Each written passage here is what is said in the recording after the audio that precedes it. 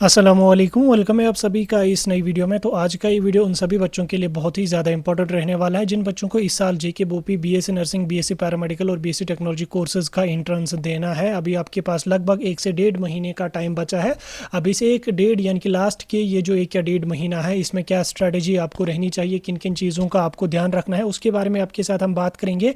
आप इस वीडियो को पूरा एंड तक देख लेना, चैनल को भी सब्सक्राइब कर देना, व्हाट्सएप और टेलीग्राम ग्रुप ज्वाइन कर लेना, लिंक डिस्क्रिप्शन में आपको मिल जाएगी। तो चलिए वीडियो को शुरू कर ले। तो देख लेते हैं यहाँ पे जेके बोपी बीएससी नर्सिंग, पैरामेडिकल और बीएससी टेक्नोलॉजी कोर्सेज के एंट्रेंस टेस्ट के बारे में। तो आप सभी लोग जानते हैं कि ऑलमोस्ट माह रमज़ान का भी महीना अलविदा हो चुका है और आज 30th ऑफ रमज़ान था और आज माह रमज़ान का महीना कंप्लीट हो गया और कल हमारी ईद है। तो इसीलिए हमारी तरफ से आप सभी बच्चों को एडवांस में ईद मुबारक। अल्लाह ताला आपको कामयाब करे, खुश रखे, आबाद रखे, शादाब रखे।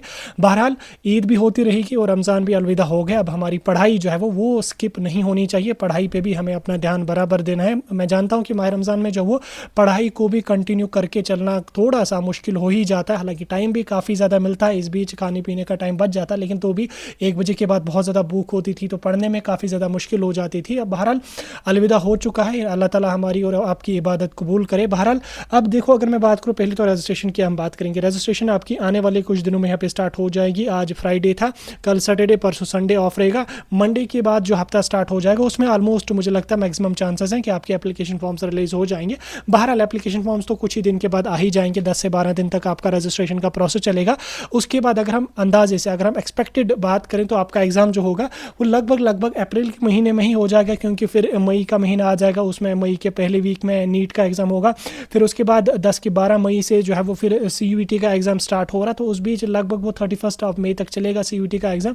उसमें एग्ज़ाम कोई और एग्ज़ाम होने की पॉसिबिलिटी नहीं है। इस बीच लगभग अप्रैल के महीने में ही जेके बोपी आपका एग्ज़ाम कंडक्ट करेगी। और अगर इनकेस अप्रैल के महीने में आपका एग्ज़ाम कंडक्ट हो जाता है तो वो लगभग आपका 26 ऑफ अप्रैल को कंडक्ट किया जाएगा, क्योंकि 26 को ही संडे आ रही है और जेके बोपी अपने एग्जाम्स संडे को ही करती है। बहरहाल अभी रजिस्ट्रेशन आ जाएगी तो पता चलेगा कि कहाँ तक रजिस्ट्रेशन चलेगी, क्या कुछ चलेगी, तो बता देंगे हम आपको एग्जाम डेट्स के बारे में। फिलहाल आप एग्जाम डेट्स को साइड में रखो। अगर हम मान के चलें थे लगभग अप्रैल की लास्ट वीक में एग्जाम हो जाता तो भी आपके पास लगभग 1.5 महीने से कम टाइम बचा, लगभग 40 डेज़ के आसपास का टाइम आपके पास बचा है। अब देखो, ये जो लास्ट के दिन है ये बहुत ज़्यादा क्रूशल होते हैं, क्योंकि लास्ट के दिनों में बच्चे बहुत ज़्यादा डिमोटिवेट होते हैं। उनको लग रहा है कि हमने कुछ पढ़ा नहीं है, पढ़ा भी अगर है तो बच्चों को लगता है कि हमें भूल गया होगा। जैसे फिजिक्स केमिस्ट्री की बात करें तो वो बच्चों को ऐसा लगता है कि हमें भूल गया। जब रिवीजन करते हैं तो ऐसा लगता है कि हमने कुछ शायद पढ़ा ही नहीं होता। देखो, ऐसा हर बच्चे के साथ होता है, ऐसा हर बच्चे के साथ होता है। जब हम पढ़ते हैं फिर उसको जब हम रिकैप्चुलेट करने की कोशिश करते हैं हमें लगता है कि हमें शायद भूल गया, लेकिन जब हम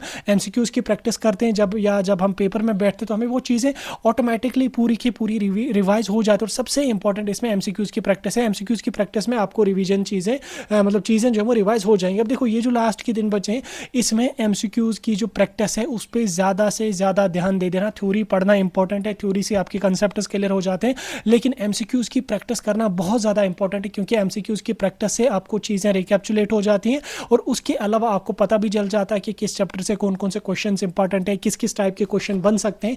ये बहुत ज़्यादा क्रूशल होता है। सबसे इंपॉर्टेंट MCQs की प्रैक्टिस में यही होता है कि आपका कम टाइम में रिवीजन होता है। देखो, अगर कोई चैप्टर पढ़ने में आपको 2 दिन लगे, ठीक, जब आप उसके MCQs की प्रैक्टिस करेंगे, आपने 20 या 30 MCQs उसके प्रैक्टिस करें तो वो आप लगभग आधे घंटे या 1 घंटे में कंप्लीट कर दोगे। तो वो 2 घंटे में जो आपने पढ़ा उसको आपने रिवीजन करा MCQ से लगभग 20-25 मिनट में। इसलिए MCQs की प्रैक्टिस को लाइटली बिल्कुल भी नहीं लेना है। MCQs की प्रैक्टिस बहुत ज़्यादा क्रूशल है। अब आप बच्चे बोलेंगे कि यार हम MCQs की प्रैक्टिस कहाँ से करें, हमारे पास कोई बुक नहीं है, ऐसा नहीं है, वैसा नहीं है। तो देखो, MCQs की प्रैक्टिस करने के लिए आज ChatGPT है, Gemini AI है, इतने सारे AI टूल्स हैं, उनका फ़ायदा उठा लो, उनको यूज़ कर लो फ्री ऑफ कॉस्ट। वो बहुत अच्छे हाई लेवल के MCQs दे देते हैं। Gemini AI पे MCQs कैसे जनरेट करते हैं उस पर ऑलरेडी हमने वीडियो अपलोड किया भी है, नहीं तो आप YouTube वगैरह भी देख सकते हैं कौन कौन से AI टूल्स हम यूज़ कर सकते हैं। क्योंकि 2024 के साल में भी अगर आप AI का इस्तेमाल अपनी पढ़ाई में नहीं करते तो मुझे लगता है फिर आप आज से 10 साल 20 साल पीछे हो, ठीक। इसलिए YouTube का सहारा ले लो, वहाँ से देख लो कौन कौन से AI टूल्स एजुकेशन फील्ड के हैं, उनका इस्तेमाल कर लो, ठीक। Gemini AI है, ChatGPT है, बहुत सारे और भी है। तो ये बेसिक से टूल्स है, इनका फ़ायदा उठा लो, यहाँ से एमसीक्यूज़ की प्रैक्टिस कर लो।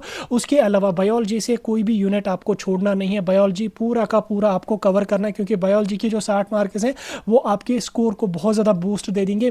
केमिस्ट्री से मैक्सिमम कवर करने की कोशिश करो, क्योंकि केमिस्ट्री जो है वहाँ से भी थ्योरेटिकल पोर्शन से ही ज़्यादा क्वेश्चन है जेके बोपी पूछती है, वहाँ से न्यूमेरिकल्स उतने ज़्यादा नहीं आते। अगर आ भी गए तो बिल्कुल मिनिमम नंबर ऑफ क्वेश्चंस आपको न्यूमेरिकल बेस पूछे जाते हैं। उसके अलावा अगर आपका फिजिक्स से मतलब बायोलॉजी से 60 के 60 क्वेश्चन बनते हैं, केमिस्ट्री से अगर आपको 40 से 45 क्वेश्चन भी अगर आपके बन जाते हैं, उसके बाद फिर हो के आपको लगभग 100-105। उसके बाद अगर मैं फिजिक्स की बात करूँ, फिजिक्स में अगर आप 60 में से सिर्फ 30 क्वेश्चन कोई अटैम्प्ट कर लोगे, यानी कि 50% फिजिक्स अगर आप स्किप भी कर लेते हो तो भी आपको लगभग 130-135 मार्क्स बड़ी आसानी से बनते हैं। उसके अलावा अगर आप 5 मार्क्स और केमिस्ट्री से कट कर लोगे, 5 मार्क्स और बायोलॉजी से कट कर लोगे, 5 मार्क्स और फिजिक्स से भी कट कर लोगे, तो भी आपको लगभग 115 के आसपास स्कोर बनता है। और 115 या 120 पे आपको बड़ी आसानी से अच्छे खासे गवर्नमेंट कॉलेज में ओपन मेरिट में बीएससी नर्सिंग हो या बीएससी पैरामेडिकल हो, उसमें आपकी सिलेक्शन हो जाएगी। उसके अलावा आप ये चीज़ की टेंशन नहीं लेना कि पेपर बहुत हाई लेवल का आ जाएगा, क्वेश्चन बहुत टफ आ जाएंगे। जेके बोपी के क्वेश्चन बहुत आसान होते हैं, आसान मतलब कि बहुत ईजी भी हम उतने ज़्यादा नहीं कह सकते, लेकिन मॉडरेट लेवल के क्वेश्चन आते हैं, जैसे नीट के बहुत हाई लेवल के आते हैं, कास्ट कश्मीर के बहुत हाई लेवल के आते हैं। उस हिसाब से जेके बोपी का पेपर बहुत ईजी आता है, क्योंकि 180 मार्क्स का पेपर है। 180 में से अगर आप 115-120 मार्क्स भी ओपन मेरिट में ले आते हो तो भी आपको बहुत अच्छे गवर्नमेंट कॉलेज में बड़ी आसानी से सिलेक्शन हो जाएगी, बड़ी आसानी से सिलेक्शन हो जाएगी। कैटेगरी कोई है 100-110 के आसपास भी आपका स्कोर आ जाता, मिल जाएगी सीट। ईडब्ल्यूएस कैटेगरी अगर आपकी है तो 50-60 पे भी आपको अच्छे खासे गवर्नमेंट कॉलेज में सीट मिल जाएगी। तो इसलिए टेंशन नहीं लेना, परेशानी बिल्कुल भी नहीं लेनी है, किसी भी चीज़ को लेके टेंशन नहीं लेनी। अपने एंड से 100% दे दो, अपनी तरफ से 100% दे दो, बाकी अपनी मेहनत पे, अपनी प्रिपरेशन पे, अपने खुदा पे भरोसा रख लो। आपकी मेहनत ज़ाया नहीं होगी, आपकी प्रिपरेशन ज़ाया नहीं होगी।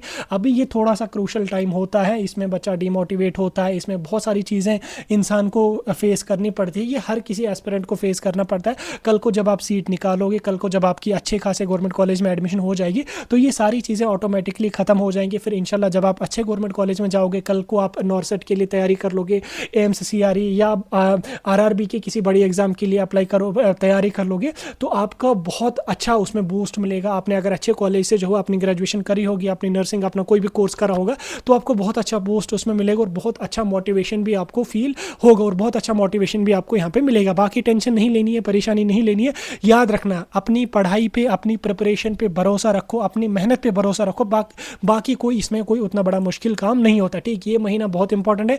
बायोलॉजी से कोई भी क्वेश्चन नहीं छोड़ना, कोई भी यूनिट बायोलॉजी का नहीं छोड़ना, केमिस्ट्री मैक्सिमम कवर करना, फिजिक्स जितना कवर हो सके उतना कर लेना। बस ये 3 चीज़ें आप याद रखना, बाकी कोई मसला नहीं है। और उसके अलावा एमसीक्यूज़ की प्रैक्टिस रेगुलरली करते रहना। हम भी मिनी मॉक टेस्ट्स अपलोड करते, देखो यूट्यूब पे भी टाइम नहीं मिलता रेगुलर वीडियोस अपलोड करने का, क्योंकि अपनी भी मतलब एग्जाम्स हैं, मेरे भी एग्जाम्स थोड़े से हैं, मैं उसके साथ बिजी हूँ और बाकी चीज़ें भी होती हैं पर्सनल लाइफ में, जिसकी वजह से उन पर भी ध्यान देना होता और यहाँ से भी चीज़ों को मैनेज करके चलना होता, तो टाइम नहीं मिलता उतना ज़्यादा। इसलिए हम अपनी वेबसाइट पर जो है वो free of cost mini मॉक्स upload करते, उसमें जो क्वेश्चन होते हैं वो सारे के सारे PYQs ही होते हैं। इसलिए हमारा टेलीग्राम या व्हाट्सएप ग्रुप ज्वाइन कर लेना, वहाँ पे मिनी मॉक्स जो आते हैं उनको प्रैक्टिस करते रहना, रेगुलरली उनको प्रैक्टिस करते लेना, उनको लाइटली बिल्कुल भी नहीं लेना। वो सभी के सभी PYQs ही होते हैं। बाकी कोई डाउट होगा मुझे कमेंट्स में बता सकते हैं। हमारी तरफ से फिर से आपको एडवांस में ईद मुबारक। बाकी टेंशन लेने की कोई भी ज़रूरत नहीं है।